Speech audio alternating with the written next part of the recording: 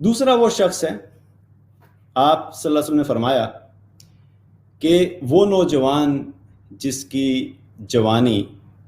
اللہ کی عبادت میں گزری۔ یہاں پر رسول اللہ صلی اللہ علیہ وسلم نے یہ نہیں فرمایا کہ وہ شخص جس کی زندگی اللہ کی عبادت میں گزری، بلکہ فرمایا کہ وہ نوجوان جس کی جوانی جو ہے وہ اللہ کی عبادت میں گزری۔ ہماری زندگی کا جو ایک ڈفرینٹ سٹیجز ہیں، انسان چھوٹا ہوتا ہے، بچہ ہوتا ہے، بچپن کے بعد انسان جوانی کے ایک فیز سے گزرتا ہے، اور پھر اس کے بعد بڑھاپا آ جاتا ہے۔ اس پوری زندگی کا اگر انالیسس کیا جائے تو انسان جو سب سے پیک ہوتی ہے انسان کی، وہ انسان کی جوانی ہوتی ہے۔ جوانی میں اللہ تعالیٰ نے انسان کو طاقت بھی دی ہوتی ہے، اس کے پاس پاور ہوتی ہے، اس کے پاس انرجی ہوتی ہے، اس کے پاس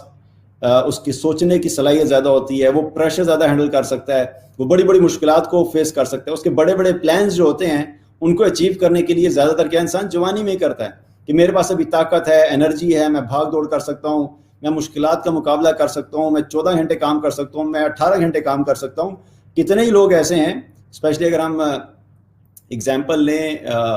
جو لوگ اکثر اپنے ملکوں کو چھوڑ کر فورن کنٹریز کے اندر جاتے ہیں، یورپ میں چلے جاتے ہیں، US چلے جاتے ہیں، کینیڈا چلے جاتے ہیں، بہت سارے کنٹریز ہیں، اور خاص طور پہ وہ نوجوان جو جاتے ہیں تو ان کا ٹارگٹ کیا ہوتا ہے کہ میں 18 گھنٹے کام کروں، 20 گھنٹے کام کروں، کیونکہ ابھی میرے پاس انرجی ہے اور اس میں جتنے پیسے بنا سکتا ہوں، جتنی سیونگ کر سکتا ہوں میں کر لوں۔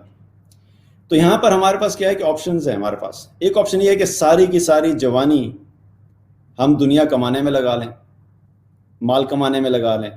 ڈالرز اکٹھے کریں، پاؤنڈز اکٹھے کریں، اور ان کو گن گن کے خوش ہوتے رہیں۔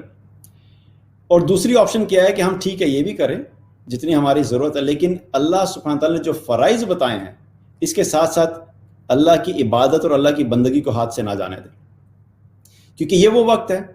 کہ جو پیک ہے۔ اور یہاں پہ ایک اور چیز پتہ لگتی ہے کہ جب بڑھاپا آتا ہے نا، تو بڑھاپے کے اندر اگر آپ دیکھیں تو میجورٹی لوگوں کا جو بائی ڈیفالٹ فیصلہ ہوتا ہے وہ کیا ہوتا ہے؟ اب میں نے اللہ کی عبادت کرنی۔ اکثر لوگ اللہ کی عبادت کے لیے پلاننگ بھی ایسے ہی کرتے ہیں کہ بچپن میں تو پتہ ہی نہیں ہوتا، کہ ایک تو بچپن میں فرض بھی نہیں ہوتی، جب فرض ہونا شروع ہوتی ہے تو تھوڑا سا شعور آنا شروع ہوتا ہے کہ اچھا اللہ کی عبادت کرنی ہے۔ بائی دا ٹائم تھوڑی عقل آتی ہے تو پھر پلاننگ شروع ہو جاتی ہے کہ میں نے ایجوکیشن پوری کرنی ہے، پھر میں نے شادی کرنی ہے، پھر میں نے اپنا جاب کرنی ہے، پھر میں نے بزنس کرنا ہے، اور جب میں 45-50 سال تک پہنچوں گا اس کے بعد میرا پلان یہ ہے کہ میں نے حج کرنا ہے، پھر میرا پلان یہ کہ بس اس وقت میں نے نمازوں پہ فوکس کرنا ہے، اب میں نے اللہ کی بندگی کرنی، اب میں نے قرآن پڑھنا ہے۔ تو جو پیک ٹائم تھا،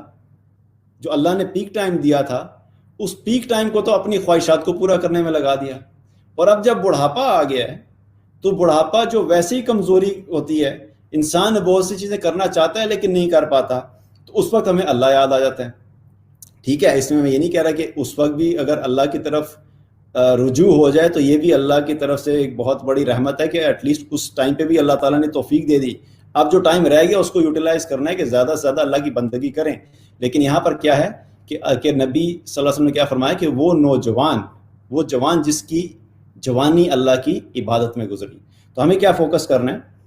کہ اپنی جوانی کا جو حصہ ہے اس میں بھی فوکس کرنا ہے کہ ہم کسی طریقے سے اللہ کی بندگی میں زیادہ زیادہ وقت لگائیں، کم سے کم درجے میں جو چیزیں فرض ہیں ان فرائض کو نہیں چھوڑیں۔ 5 وقت کی نماز فرض ہے، نو میٹر واٹ ہیپنس۔ ہم اپنی زندگی میں ایک ٹارگٹ بنائیں کہ میں نے 5 نمازیں کسی حال میں بھی ان میں سے کوئی نماز نہیں چھوڑنی، دنیا ادھر سے ادھر ہو جائے، بٹ میں نے 5 نمازیں جو فرض ہیں ان کو پورا کرنا ہے۔